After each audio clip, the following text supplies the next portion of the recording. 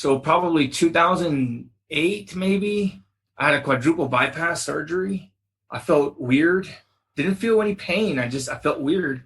And at the time, I asked my wife at that time, is what I'm trying to say, take me to the doctor because I don't think I'm going to be able to go into work. And I know they're going to ask me for a doctor's note. So take me to the ER. And so she took me to the ER. It was late. It was in the evening already. And the doctor came back and said, hey, you need to call your mother or your loved ones and let them know that you're going into open heart surgery tomorrow morning at 7:00. Whoa. Yeah. And I was like, let me tell you, it doesn't make sense to you when you hear that. It doesn't even equate. You hear it, but by the time it sinks in, wow, the doctor's not even in front of you anymore. Sean Dustin spent time in federal and state prison for drug trafficking and fraud. Upon release in 2006, he had nothing but the clothes on his back, a bag of mail, and legal paperwork. In 2010, he kicked a long-time methamphetamine habit and started the long climb back up the ladder of life. This is the Nowhere to Go But Up podcast. If you want transparency and authenticity, you're in the right place. This is the Nowhere to Go But Up podcast, and this is Sean Dustin.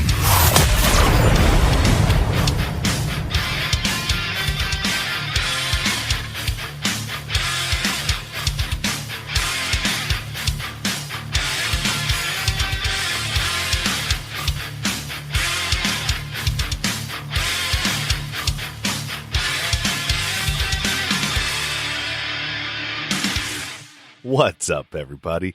Thanks for stopping by the show. This is your first time listening. Welcome. If you're returning, welcome back. It's good to have you with us today. Today is November 18th, and I am up crab fishing. Lucky for me, when I take my trailer anywhere, my studio comes with me automatically. So I'm still able to record and, do interviews and stuff. I just did one yesterday morning before we went out on the water. Well, didn't get a whole lot done yesterday because the weather up here, it started raining and it was pretty windy. So with the swell and the wind chop, was pretty gnarly out there when we tried twice, once in the morning and once in the afternoon, and no bueno. No crabs yesterday, but we got our limit the day before. So that's good. I'll be up here until the 22nd, so hopefully we'll do all right.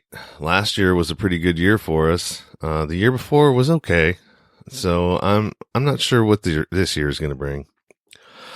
One correction I need to make is in the last episode I had put that Andrew Turner was in the Air Force. Well, Andrew was not in the Air Force. Andrew was in the Army. And I apologize for that mistake, Mr. Turner. I should have proofread a little bit better. That's all right. Now I know. Need to proofread better.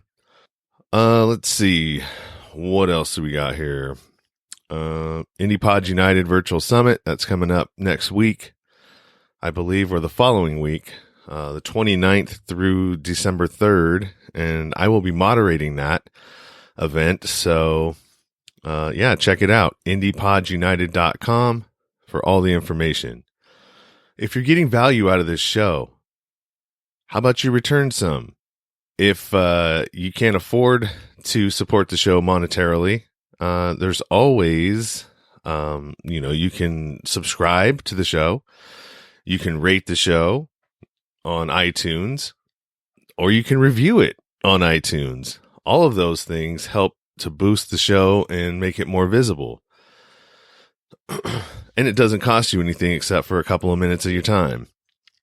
If you can help support the show monetarily, that's even better, because I'm pretty much paying for all this myself. I mean, I've had a couple of ad spots, but, for the majority of what I do, I pay for myself. And it'd be nice to be able to start getting some support so, I could do more with the show, take it further and make it bigger. So anything will help. Share it with a family member or friend or anybody that you're out there that you think would benefit from hearing the show. All of those things help. I have merchandise. You can buy merchandise from my storefront. That also helps to support the show as well. And you can get some cool stuff to wear. And that's actually good advertisement because people see on the hoodie or the t-shirt, the Nowhere to Go But Up podcast, and they'll go, oh, wow, what's that? And you can say, that's that awesome show that I've been telling you about, the Nowhere to Go But Up podcast. You should check it out. See, it's as simple as that. Anyways, today's episode is with a friend of mine, Joe Martinez, and he has a story quite similar to mine. He's kind of in my wheelhouse, I guess you would say. And it's a good story. And actually, Joe has he's the one that introduced me to all of the things when I talk about the Northern District of Texas and all of those conspiracy cases. Joe is the one that turned me on to those guys or to those inmates or incarcerated individuals that got railroaded by that judge, John McBride, out of the Northern District of Texas.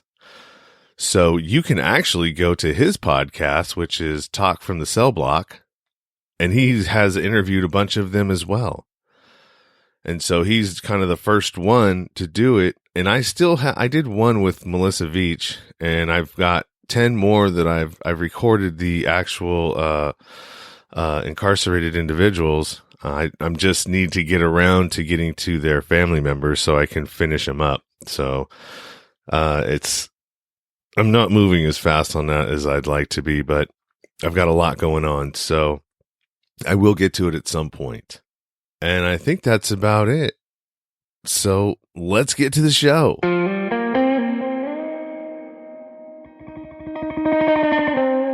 This is the Nowhere to Go But Up podcast, and I'm your host, Sean Dustin. Today, I'm talking to, actually, it's this evening, I'm talking to Joe Martinez. And Joe reached out to me on one of the posts that I put out there for Bottoms and Life Struggles.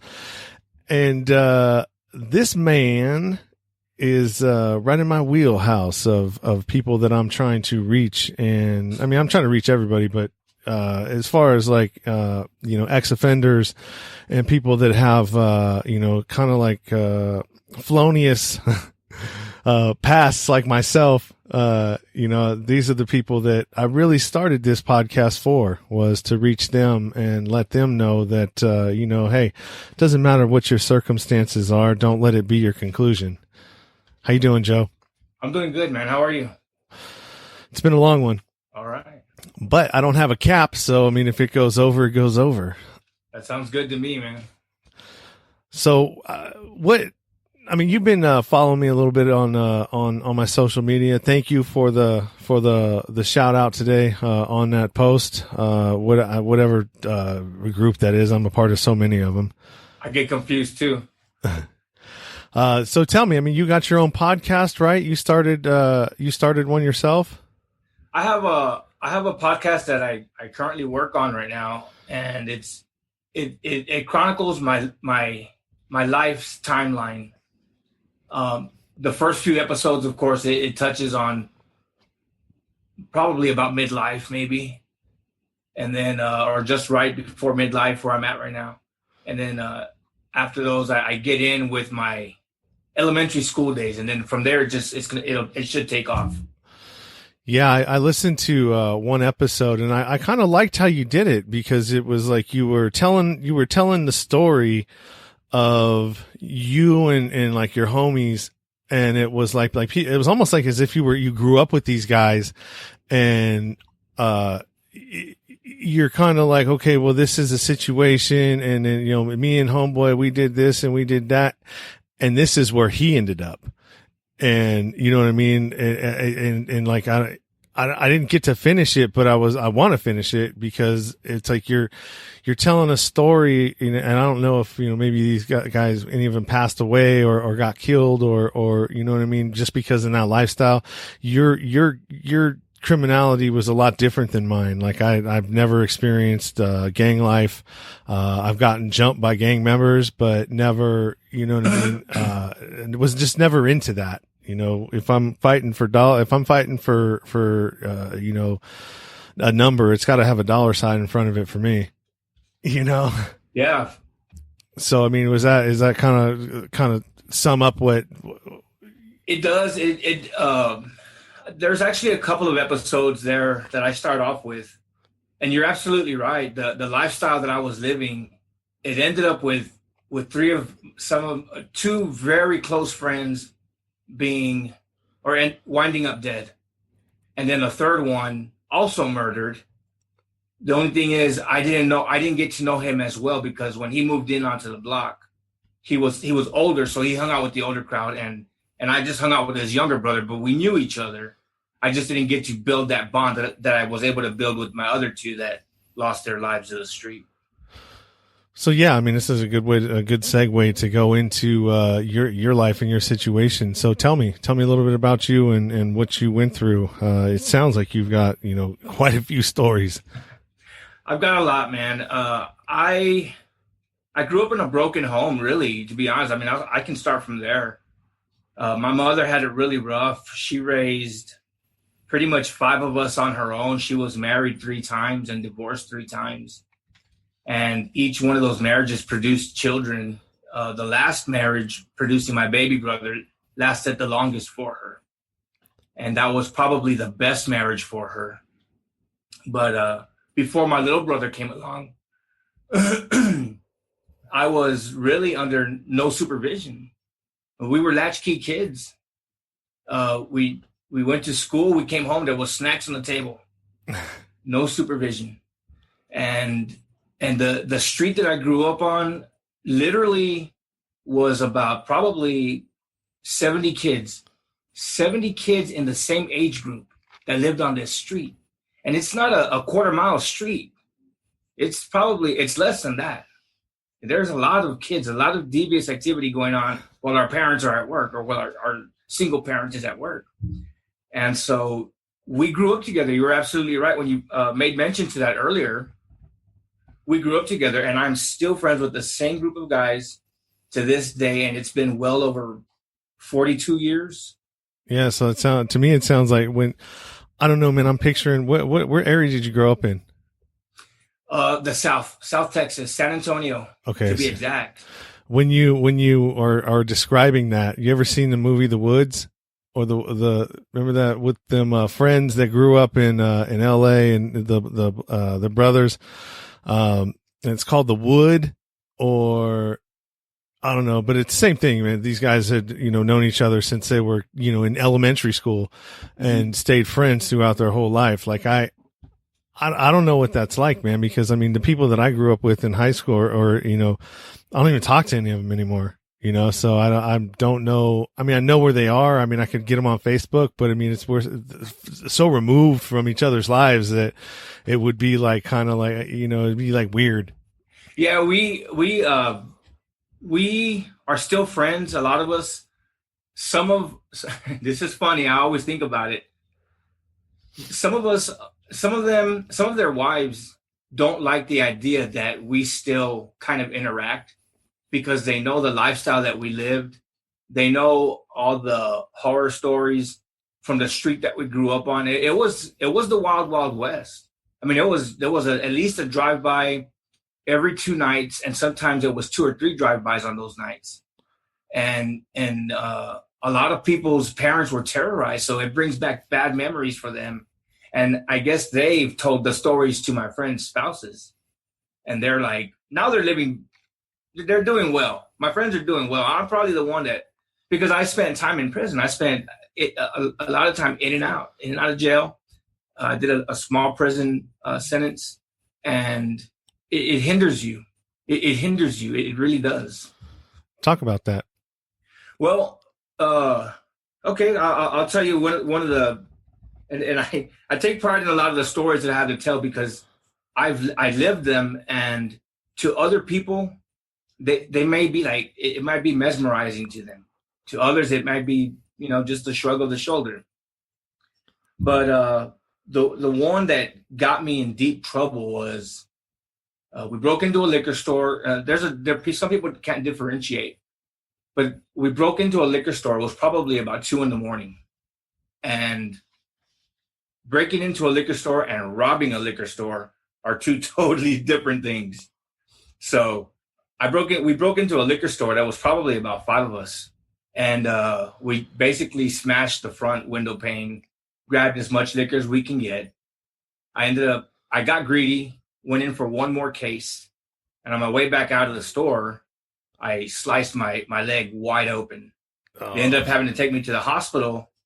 And from there, it just escalated. The detectives were waiting for me there. They had already pulled skin samples off the glass at the liquor store. They pulled blood, gauze, and tissue out of the trash cans at the hospital. And then they matched the DNA. So I was their man. But it didn't catch up to me for a year. And my life, it's just a continuous saga. It was never ending at this point in my life. I ended up throwing a party a year later, and something happened. The cops got called out, and they show up at 5 o'clock in the morning. By this time, I had already ran everybody off because I already knew the cops would be there. And if they were going to show up, if I just remembered to not answer the door, I might have been okay. But I was so wasted. I was so drunk. And this was even before drug use, like big time drug use. And they came knocking on the door. I ended up opening the door, and then it was a full-on brawl. Me and 7 cops. And they subdued me, took me in. Long story short, when they were going to release me for those charges, because they dropped everything. Miraculously, they dropped every single charge. They backpedaled and said, "Hey, we got a warrant for your arrest." And I was like, well, it's probably a speeding ticket or something. Well, it wasn't a speeding ticket. It dated back a year prior to the liquor store. And when I went to court for that, that's what got me a 20-year sentence. 20, man. First time offender. They gave me a 20-year sentence. Were you already labeled as a gang member or an associate? Or no? Or were you ever a gang member, or did you just hang out with homies? I think we don't like to say that we were gang members per se, more than we were really street brothers, because we grew up together. This wasn't something that you were initiated into. It progressed, and we always were together, and we built a reputation for ourselves. Yeah, that's a lot different. That's not the same thing as being a gang member at all. Because you grow up with people, and you got homies and stuff like that. So yeah, that's crazy, man. So you go to prison. All right. So I mean, first of all, I mean, you had you probably have a similar story to me in a lot of ways because of just the way that you were raised. Single mother, no supervision, latchkey kid. You're getting into trouble. You're figuring out how to do things. You're learning. I don't know. I got involved in drugs really young. So, and I grew up in a nice neighborhood. It's like it wasn't like I was living in a hood or anything. I would go and hang out in the hood, and then come back up to the hills. And, I was just always into shit, and I couldn't, and I just always had to be a part of it. Like even after that, so like what your situation, like is the same thing like that. You're just into all kinds of shit, and finally you just end up getting in trouble, and, they shoot you 20. How much time did you actually have to do on a 20? Well, on that 20-year sentence, I spent a long time in county jail waiting to catch the chain. I have to shed a little bit of light and elaborate a little bit on the sentence, because at that time they were introducing to you, and a lot of people have heard of boot camp. And in Texas, when it was first introduced, it was called shock probation. And so they gave me shock probation, and I didn't know what I was walking into. Anyway, it was my first time being sent away from home. I was still scared. I mean, you're still going to a prison farm where there's all types of everything that you see on TV and movies. It was there. I was in it, and I was scared. But to catch the chain to get sent there, I spent about 8 months in jail. So they gave me a lot of credit for time served. And then the sentence was it was 90 days to I guess straighten my act up is what they want to do to you. Yes. And it's called shock probation because they throw you in the den of the lions, and it's supposed to scare you bad enough that you don't want to go back, or you're not going to be an offender anymore.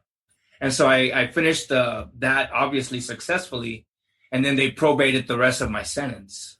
Yeah, what do they do, man? They suspend, they give you some time, they suspend the rest of it, and if you get in trouble again, then the rest of that, they're going to come trying to collect the rest of that debt. Right, in the form of your precious freedom. Yeah. So you completed that, you got out, and that doesn't sound like it was the end. It was just the beginning. It was just the beginning, sadly. I didn't learn my lesson. The one thing that I pulled away from boot camp or from that prison sentence is it's almost gonna be like an oxymoron, but I learned to respect my elders a little bit more. Whereas before I didn't care how I addressed them. Now everything was yes, sir, yes, ma'am, no, sir, no, ma'am. And I didn't have that in me before. It didn't make a difference though, because I was still out being a criminal. Oh, I know that way too well. I wasn't done at all when I got out of prison. I still had work to do. Funny enough to say, you know what I mean? But I mean, that's how I looked at it. It's like, there's still some things that, some criminality that I know that I got in me that I need to get out, and things that I know, because I know that I can do. I just need to figure out how to do them. Yeah, I mean, you're not telling me anything I don't know. Yeah. So, you get out, you're still doing all this stuff. So introduction to harder drugs, make an appearance. Absolutely. By the time I came out, I remember when I got home, I remember walking to, right back to the street that I grew up on, where everybody else still was living. And I was really just a block over and then one block up. And when I came walking down the street, everybody was still doing the same thing. And it was like hell yeah. Like I'm still back in time. Nothing's changed. And let's do this. And that's because I was on probation. I was still under supervision of the city or whatever. And it was just the beginning, because now I had a reputation. I was the first one of our group that really went away and saw the inside of the penetentiary. Yeah, you got some stripes. And I had credibility. Yeah, you got some stripes. I did. I earned them. And being young back in those days, I wore them with pride. And so then the next things started coming in. And now it was breaking and entering of a habitat, which is a felony in the state of Texas, and can get you a life sentence if you're caught doing that, because now you're jeopardizing the lives of people. And so we started doing that, and with that came the big prizes: guns, jewelry, cash. Back in those days, CD players were the in thing, and we were able to sell all this stuff. And what do criminals do when you get money, easy money? You go out and you just start beer money, drug money. Yep. That's what we did. Strip club money.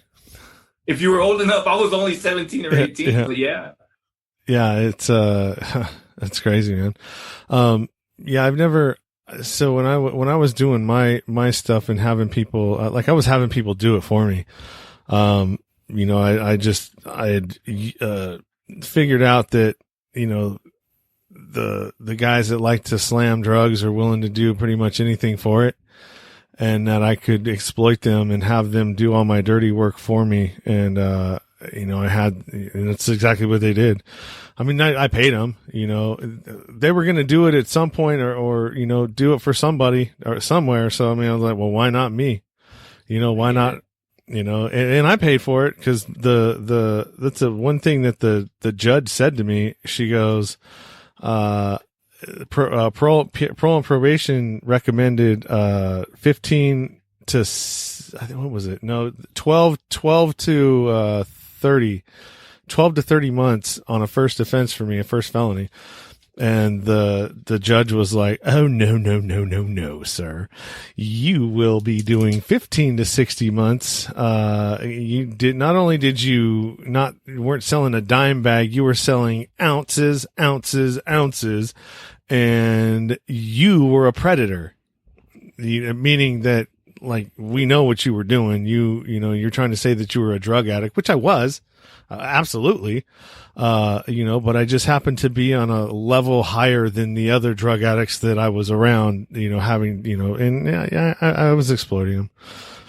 So, but still, I mean, it was like, oh man, are you serious?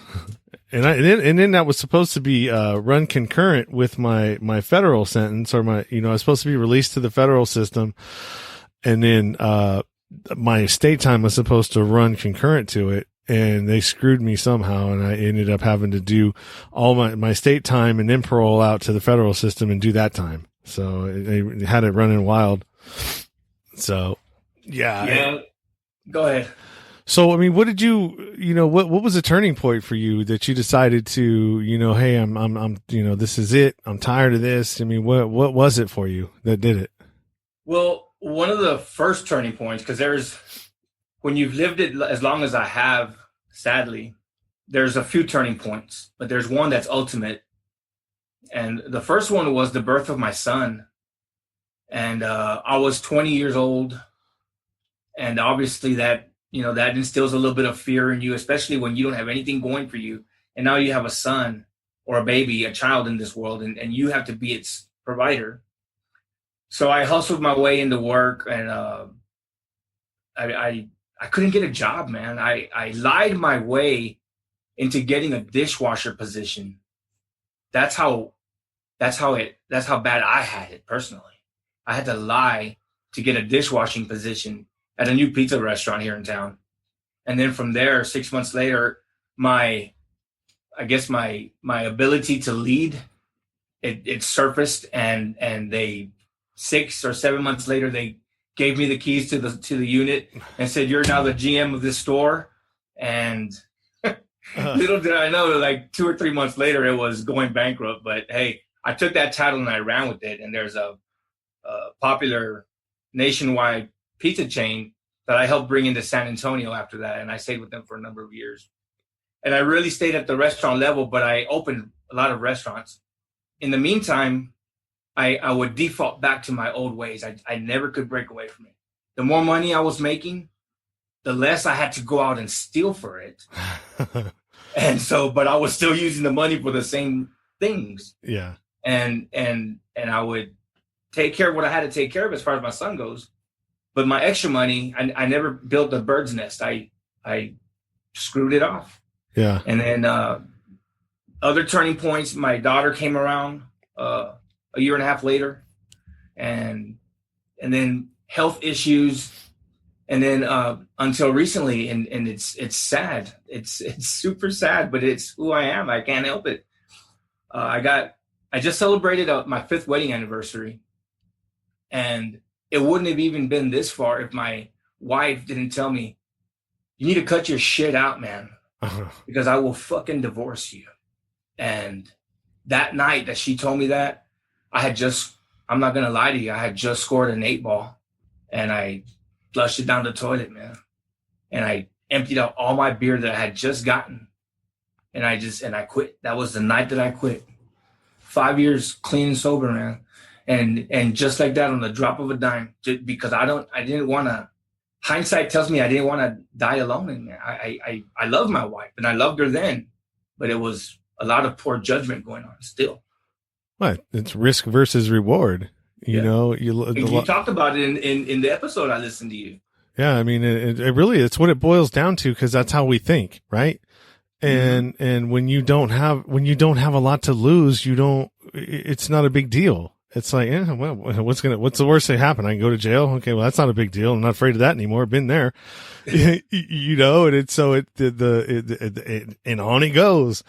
And, and I know that all too well. And, so it's cool that your wife was the reward that you weren't really willing to risk anymore. You'd made this life for yourself. Apparently, you got, some good work experience from the one job at being a GM, and you were able to turn that into something else, into a bigger thing that you've accomplished, which is helping your self-esteem, right? You're right, yeah. And making you think that, okay, well, maybe I am employable, maybe I can be a productive member of society, and it takes all these little things, these little victories, I call them, to help build you, into a new person. I totally believe that, man. And it was small victories, just the slightest things. I read a book one time called The 1 Minute Manager, and it's a fantastic book. If there's anybody that's listening to that comes to listen to the show, because I know you'll have plenty. The 1 Minute Manager taught me how to manage, not only in the restaurant business, but it also taught me how to manage life situations. And how to take one small victory at a time. So you got 5 years sober, clean off of everything, right? Are you in the program at all? Are you in AA, or you just kind of I'm done? I'm done. Yeah, I have a very, very strong will. If I didn't want to, if I didn't care for her, if I had 1 ounce of I don't give a fuck what you say, I would still be doing it. I would still be doing I'd be up to my old shenanigans. But I've never struggled quitting habits. I've been a smoker since I was 11. I don't smoke anymore, by the way, but I had started smoking when I was about 11 years old. And then when it was time for me to quit, or I felt like I needed to quit, it was no big deal. Cold turkey, no problem. It's just, to me, it's just, it's your will. Plus, you gotta keep yourself occupied. The more occupied you are, the less your mind's gonna think about these things, and then you just go forward. Yeah. No, you're right. You get some distraction, to keep you from thinking about stuff like that. So where was your mom at during all of this? I mean, because I know that I put my mom through hell, man. Like every time, every corner I turned was more drama that I'm putting her through, more money that she's having to shell out, more, you name it, man. I drug this woman through the mud, man, trying to get me, and she never gave up. That's the definition of a mother. Because a good mom doesn't quit on her kids. And I did the same thing to my mother. I drug her through the mud, through the desert, through the Arizona deserts with cactus and all that. I put her through the mill. And I remember a lot that she would tell me, man. Like when I caused her so much strife, and she would always tell me, when I would come home, I could hear her closing her door. And the next morning, the next day that I would talk to her, she would tell me, I'm glad that you made it home safe. I couldn't sleep at night. And I believe her, because she was waiting for me to get home. But as soon as she knew I was getting ready to walk in the door, she tiptoed her way back to her room. And that's when she was able to rest. On the flip side of that, every time that I wound up in jail, and I say every time in that manner because, man, I have a rap sheet. It's not a joke. But every time I wound up in jail and she would get that collect phone call, she almost felt relieved in a way, because she never knew what it's like inside the county jail. It's horrible. Yeah. There's just a lot, you got to deal with the Mexican mafia and all that stuff down here. I'm not sure about other parts of the country, but in San Antonio, it's a big thing and it's very ugly. But I never told her about those things. I never wanted her to worry. And so when she would get that collect phone call, she kind of felt relieved. It's like, okay, good. I know that you have a place to sleep, and I know that you got 3 meals coming. And I know I'm going to get to sleep tonight. So yeah. Yeah. So it was hard on her, man. And I put her through a lot. I always tell her, when I go visit her, we talk, And it's kind of funny because every time I go over, there's always a new story to tell. And she'll look at me like I'm crazy. Like, you never told me that. I'm like, yeah, I forgot. But it's just one more thing, Mom, and now it's not a big deal because I'm in a far better place now than I've ever been in my life. And, we've endured it together. But there was a lot of, just a lot of strife, man. I used to steal from my dad, my stepdad. He was a plumber, a master plumber. And when we didn't have money to party, me and the boys, I'd freaking go back home, man. I was out in the streets because he told my mother, hey, either he goes or I go. That's how horrible I was. And I didn't even give my mom the opportunity to have to make that decision. I just said, you know what, Mom, I'll leave. I'll take off. I was 16 when it happened. And so I was out in the street sleeping from friend's house to friend's house, and one friend more than most. But when me and the boys didn't have drinking money, when our week wasn't successful in breaking and entering, and we couldn't make money that way, then I would revert to my stepdad's work truck, and I'd go in there and I'd steal all sorts of tools, craftsman tools. Back then they were worth money. Yeah. Power tools, and we'd sell them on the streets or we'd pawn them. And I remember my mom just in the shadows of a patio that we had. I knew she was there. She called my name. Yeah, man, that's tough. I want to tear up right now just thinking about it. No, I'm with you, man. I almost did earlier. Cause you just, what I think about is like, and I'm learning this too I have a 3-year-old, so I'm like really at the beginning of being a father and knowing, that unconditional love, man, that thing that you just can't explain it until you have one of your own. Mm-hmm. And, yeah, my mom's getting up there in age, and I'm not looking forward to that one, man. It's tough, man. I'll tell you this. One time when I was being unfaithful to my kid's mom, I have 3 kids. They're all from the same woman. And when I was being unfaithful to her, I would go off to work, and then I was a player, man. I always had been. And I'd always be out with different women after work, and I wouldn't come home till late.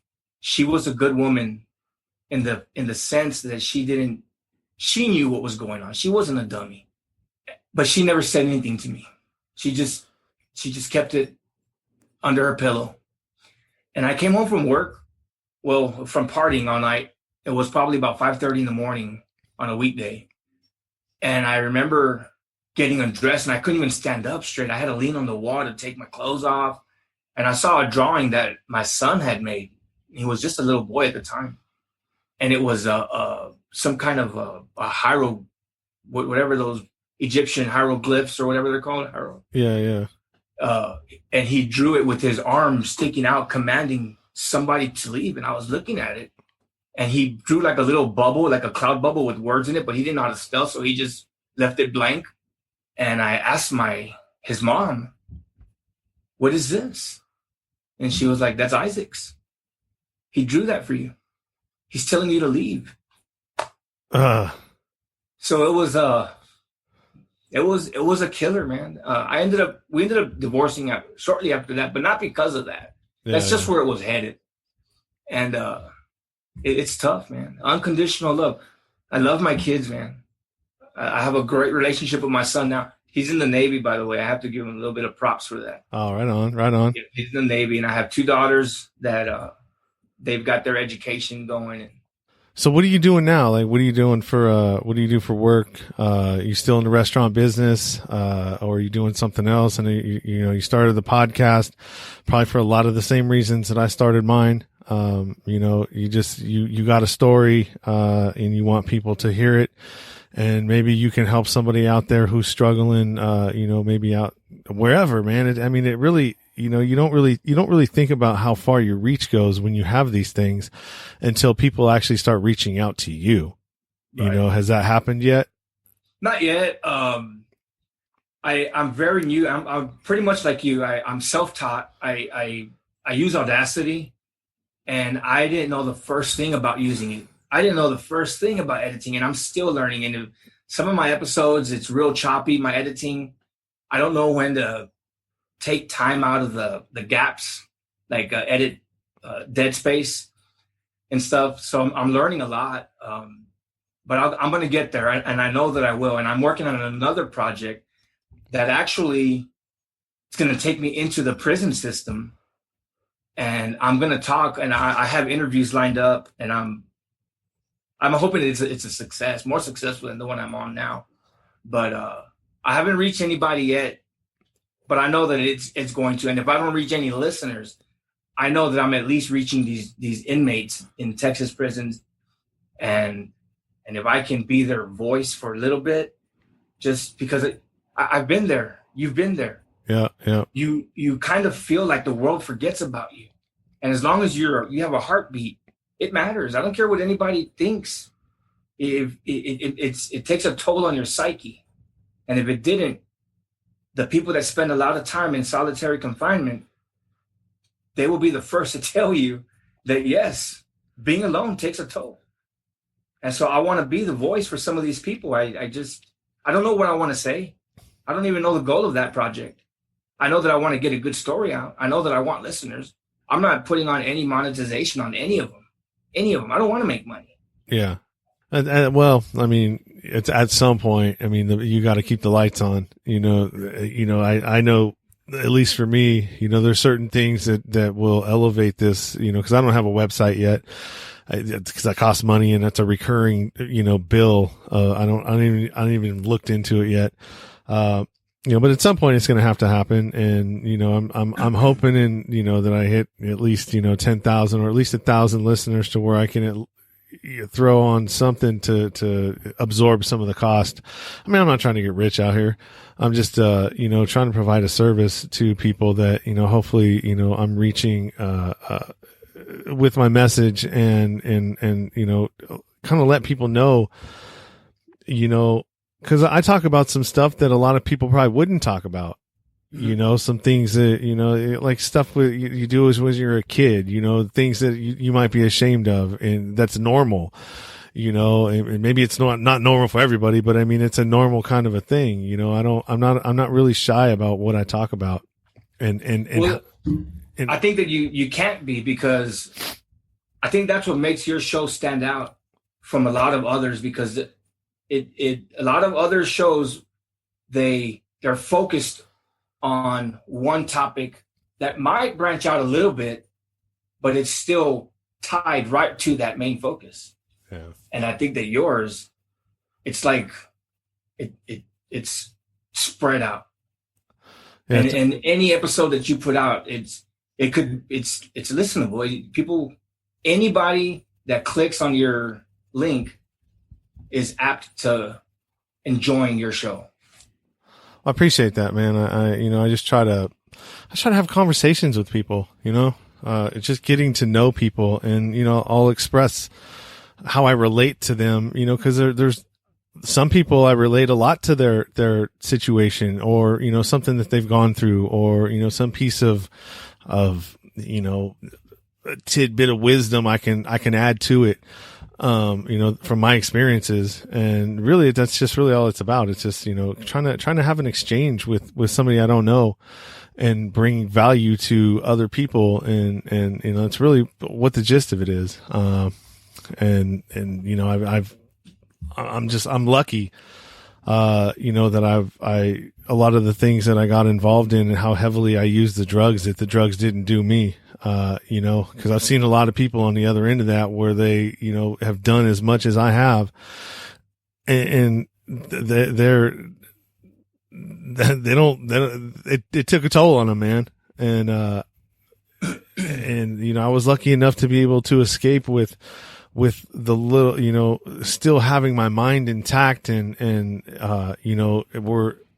I'm still, me, and, it's not I guess people that don't know this lifestyle, and it doesn't have to be the criminal like lifestyle on my end or perhaps on your end, but just the lifestyle of getting involved in drugs and how fast they can consume you. My drug of choice was cocaine. Yeah. And there was nights that I felt I could feel my heart just, it was wanting to pound out of my chest. And I can remember laying down and just praying to God, just I don't want to die. Not like this. Just let me get through this and I won't ever do it again. You don't make those promises to God, you're not going to keep them. And I would keep on, but you look really good for, I guess, for what you're telling me. And I have to say, you asked me right now and I didn't fully answer it. What I do now, I'm retired medically. I'm a disabled man, and it's because my heart is destroyed. Oh yeah. What year are we in? We're in freaking 2020. So probably 2008, maybe. I had a quadruple bypass surgery. I felt weird. Didn't feel any pain. I felt weird. And at the time I asked my wife at that time, is what I'm trying to say, take me to the doctor, because I don't think I'm going to be able to go into work. And I know they're going to ask me for a doctor's note. So take me to the ER. And so she took me to the ER. It was late. It was in the evening already. And the doctor came back and said, hey, you need to call your mother or your loved ones and let them know that you're going into open heart surgery tomorrow morning at 7:00. Whoa. Yeah. And I was like, let me tell you, it doesn't make sense to you when you hear that. It doesn't even equate. You hear it, but by the time it sinks in, wow, the doctor's not even in front of you anymore. Yeah, he's already down to the next guy, and you're like, whoa, yeah. What did you just say to me? What? So I did. I called my mother, and I told her, I was like, Mom, hey, I'm at the hospital, and the doctor said that I'm going to have a quadruple bypass tomorrow. I swear I almost heard her hit the floor. Probably the only thing that saved her was probably the couch. But she almost passed out. Yeah, man. And that's just, that's what drugs did to me. It scarred my heart so bad. Drugs and then diabetes. I didn't take care of myself, man. Yeah, yeah. And those two are bad, super bad for the heart. And I've had 2 more heart attacks since then. Wow, man. So I'm just like, and one of them was at work. I was working for a place called Alamo Draft House. And it's a theater with a restaurant incorporated kind of into it. Yeah, yeah. And they had me in training in Austin, Texas. And it was a 6-week training. At the end of my 3rd week, my wife would come up there and she'd visit me on the weekends. And at the end of the 3rd week, she came spend the night with me. We woke up the next morning. We went climbing this mountain or a hill, maybe. I don't know. We don't really have mountains per se in South Texas, but I couldn't make it, man. I was like, every 5 steps up these stairs, I was like, babe, wait for me. Hold on. I can't breathe. I just thought it was too steep, the atmosphere or something, the pressure. And by the time we got to the top, it took me 30 minutes to catch my breath.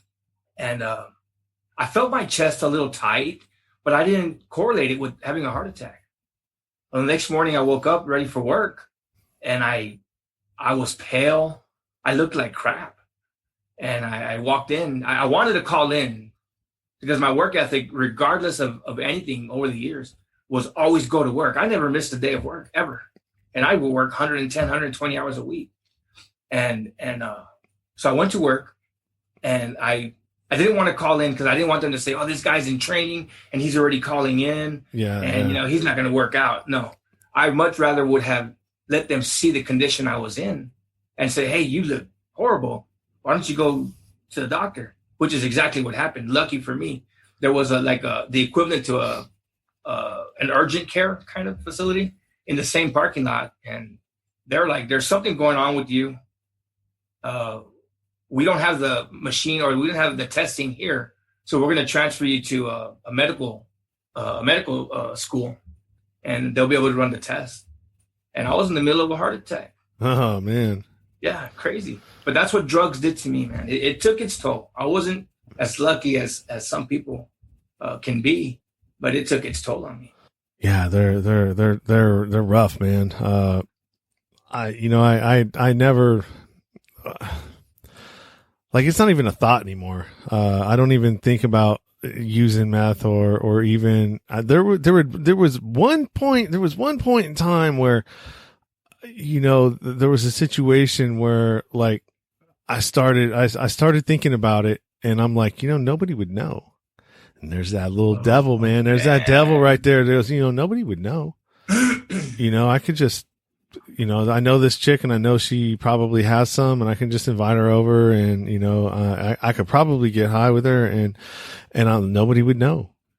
And I was just like, I really had to talk myself out of it. You know what I mean? I'm like, no, that's, you can't do that. You can't do that. And then finally I had to, I literally, I got rid of this person's number. You know what I mean? Cause I would always think about it. And, so once I got rid of her number, it was, I didn't think about it ever again after that. But man, imagine if that did happen, man. It just, all it takes is that one time, man, and you're off and running again, man. That's it. And it's over. I had to do the same thing. I had a friend that I had made. I was working at a construction site, and I was pushing a little bit of cocaine, just enough to make enough so that I can supply my own habit. Yeah, yeah. And I met his brother. That's how I met my friend. He ended up becoming my really good friend for a long time. And he was also selling. And we didn't want to bump heads, so we joined forces. That's how we became good friends. And for at least 11 years, we partied together all the time. I mean, I don't want to brag, but just to give you the idea, a line of cocaine for us was about $40. It was like $40 every time we did a line. About a finger? Exactly. About a finger's worth? Yes. And it was horrible. But when my wife made me that ultimatum, cut your shit out or I'm going to effing divorce you, I did what I had to do that night. And then the next day, I had to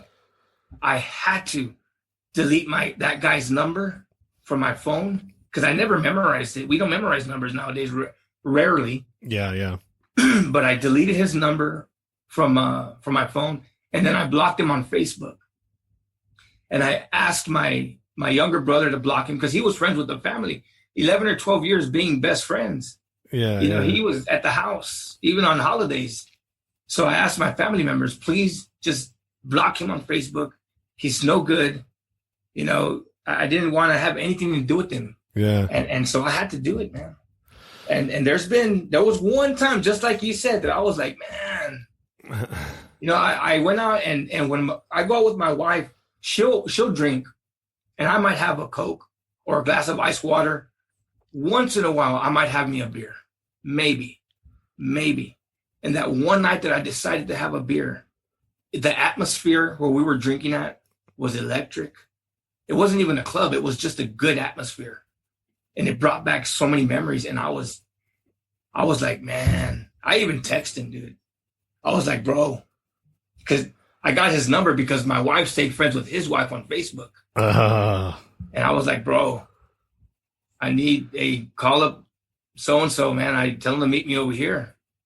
And he never responded. It was the best thing probably that happened to me because I have a very addictive personality. And had he responded, it could have been disastrous. You never know. Yeah, no.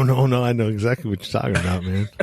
The mind's crazy. It plays tricks on you, man. It tries to put you in situations, especially when it knows that you want something. And, you just, knowing your triggers, man, is huge. And anybody out there that doesn't understand what we're talking about, there are triggers, man, because not all of them times were bad. I had a lot of good times when I was out there doing what I was doing, man. And I had a lot of fun experiences. And, I almost died, 3 or 4 or 5 times, OD'd, a few times, but the good times far outweighed the bad. But the damage that it caused in my wake, because, when you're out there just doing you, running and gunning and it's like everybody else is like a second thought. People were just, more of, pawns in my game. You know what I mean? Like, okay, well, you can serve this purpose, and all right, you serve this purpose, and I could use you for this, and I could use you for that. It's like I always had something going on. You know what I mean? The game was going on in my head, but nobody else knew that they were a part of it. I understand. That's part of I guess that's the underworld life. Yeah. That's what me and our circle was small. We didn't allow just anybody. This was already aside from the guys that I had grown up with. This is a best friend that I met outside of that group. Yeah. And our circle was small. And actually, I was part of his circle. And we would, again, I'm not bragging, but just to give your listeners the scope of my history, we'd go jack people. We were the muscle for some of these cartels.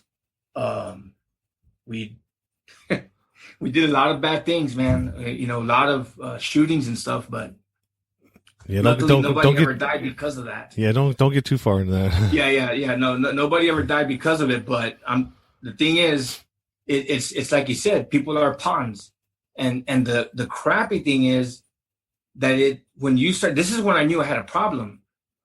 Is when I would get my stuff.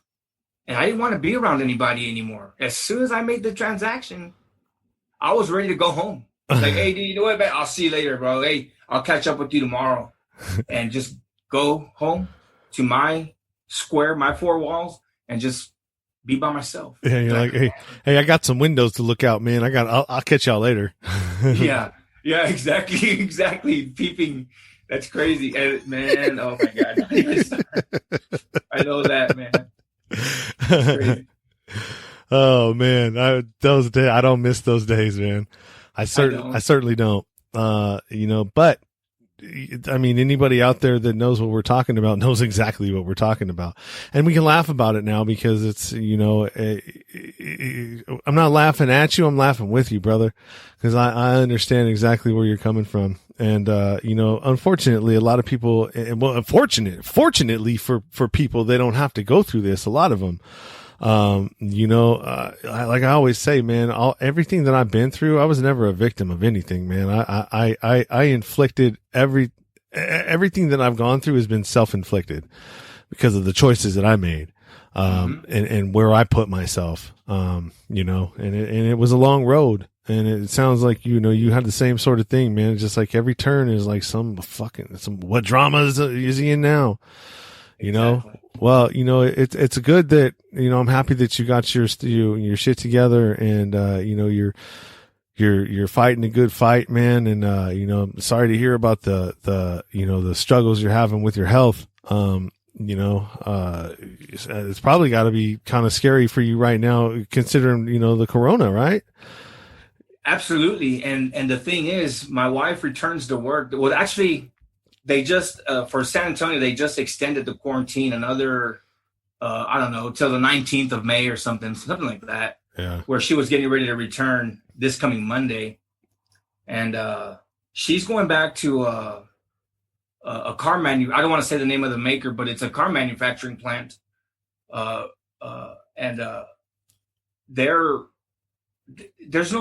We don't know how those employees quarantined. They could have been reckless and careless. Yeah. Or they could have been the ideal quarantiner like myself.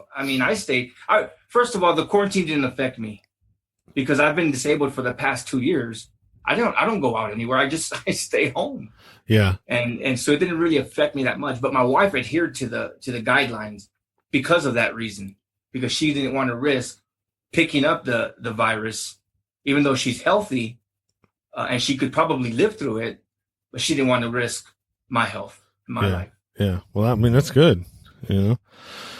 Yeah, we got extended to the 31st, so June 1st. And I was saying this a long time ago. I knew it was going to be, something like that. if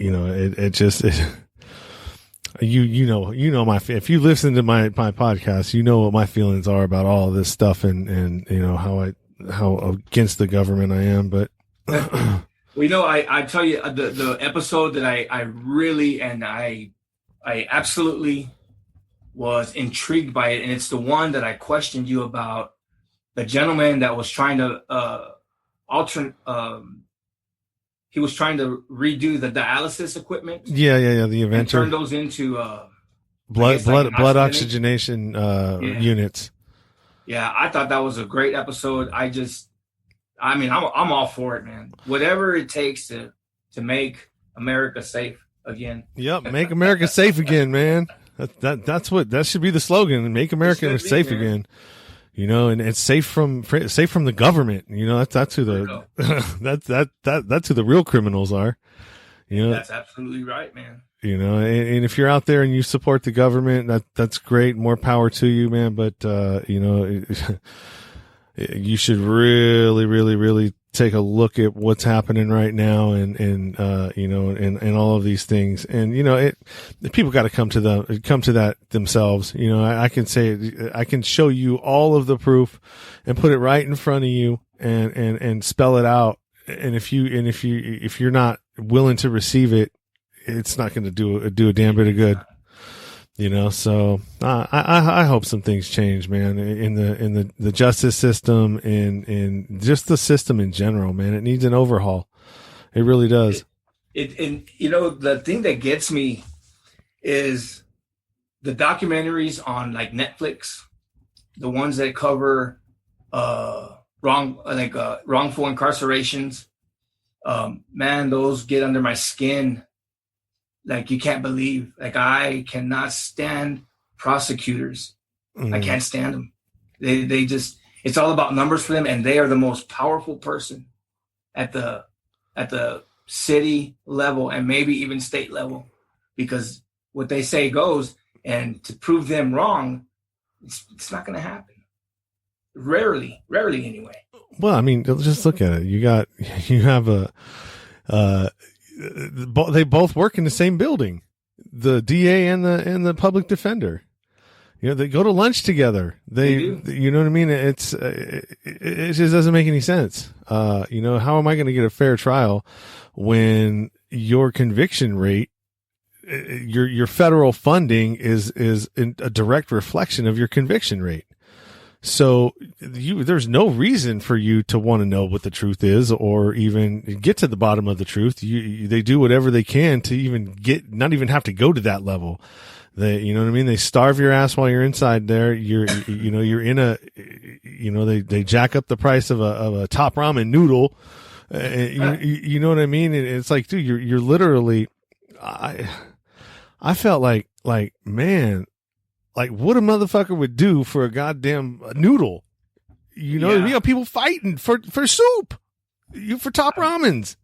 It's like, it's so crazy. And, it's done on purpose. It's coercion at its most basic level. We're going to starve you. We're going to jack up the price of food. If you can't afford it, then, we're going to make it so miserable for you that you just take whatever we are willing to throw at you. And at that point, you don't even have a say so. Yeah. No. Okay, guilty. Get me out of here. Yeah.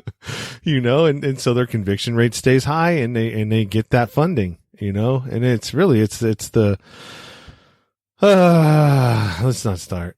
Yeah. That's why they call it politics, man. It's a sour thing to swallow, man. I mean, there's politics in prison too. It's just different kind, Different kinds. One that I probably could excel at, but I'm not willing to put it to the test. I didn't even want it, man. I was so, just because of my size, the way that I look, man, I was a perfect candidate for the gangbangers and the paisas.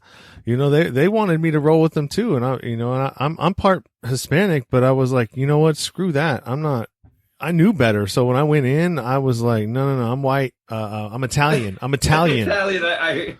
I remember listening to that. That kind of gave me a good chuckle. You know what I mean? Because I didn't want to be somebody's torpedo, man. Fuck that. I'm not here to catch another case. I'm trying to get out of here. I don't even belong here.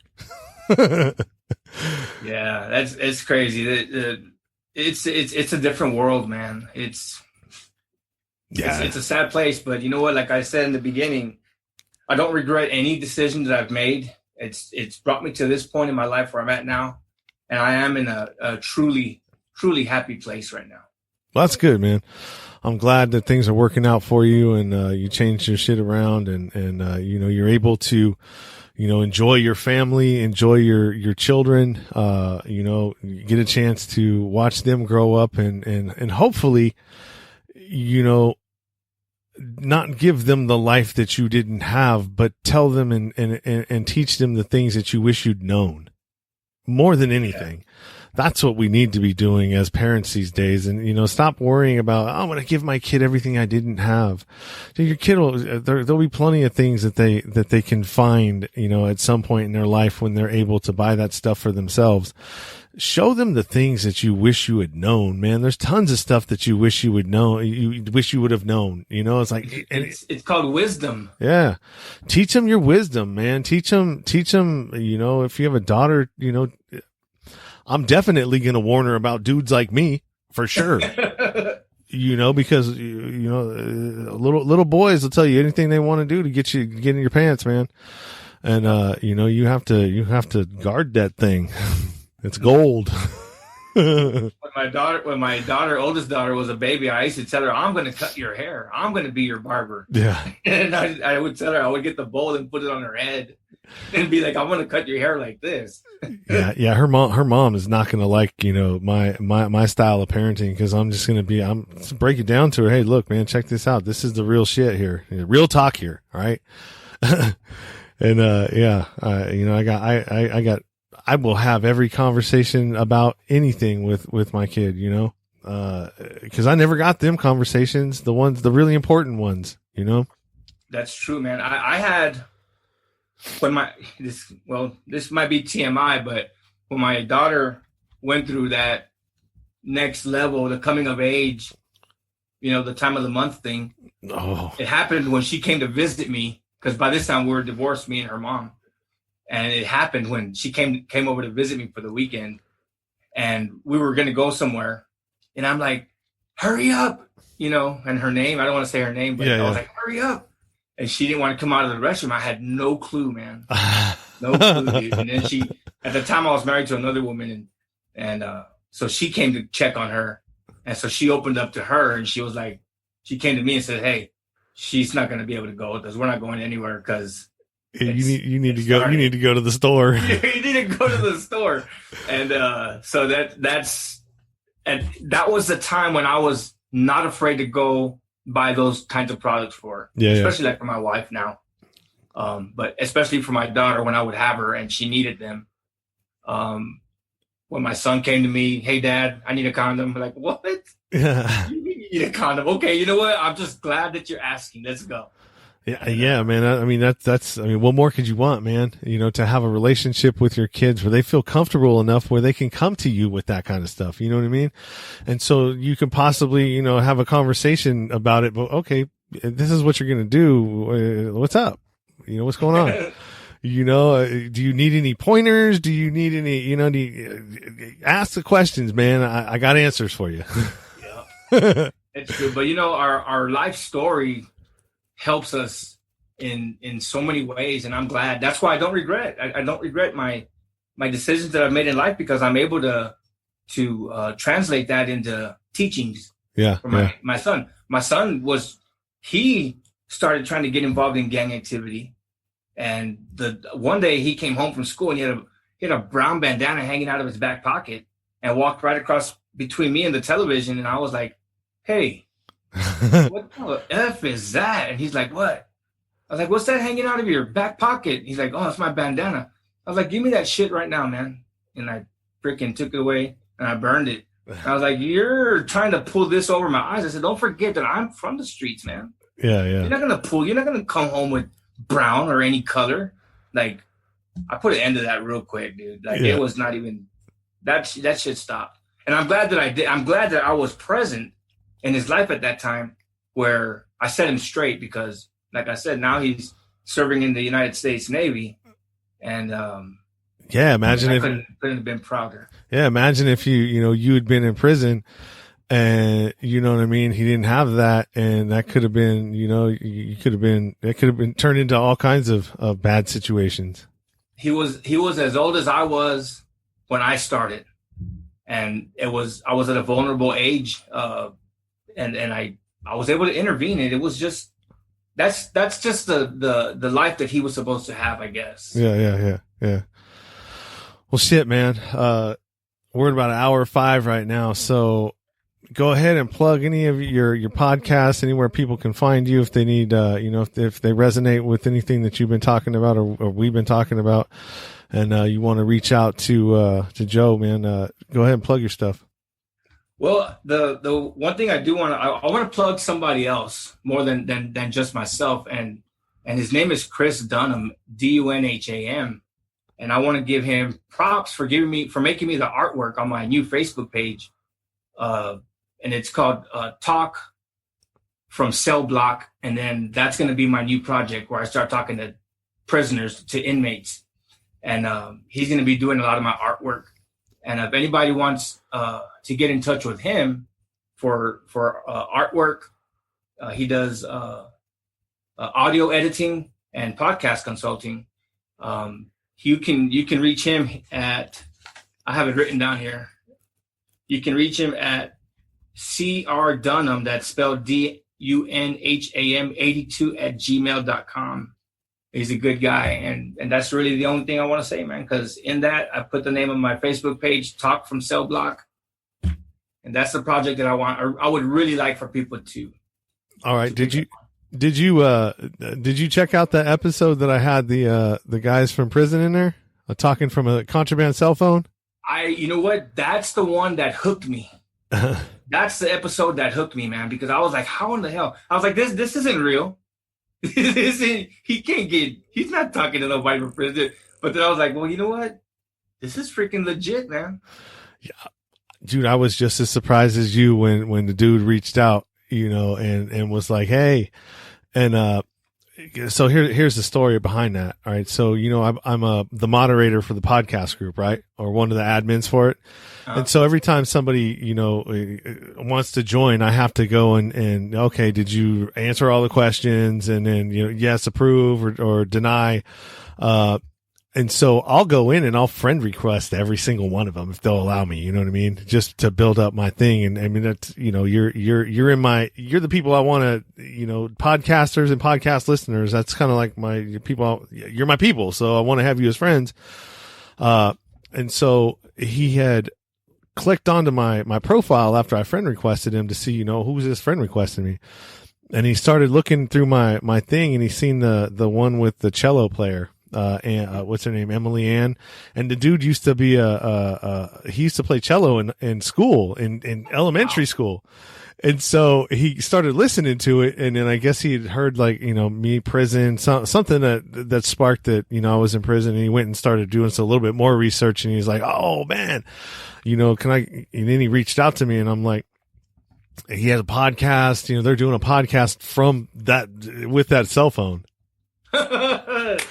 Hey, that's awesome. Yeah. And so I was like, man, what are the odds, man? How, and so, I knew that they were getting cell phones into it, but I mean, like, how do you, I don't know.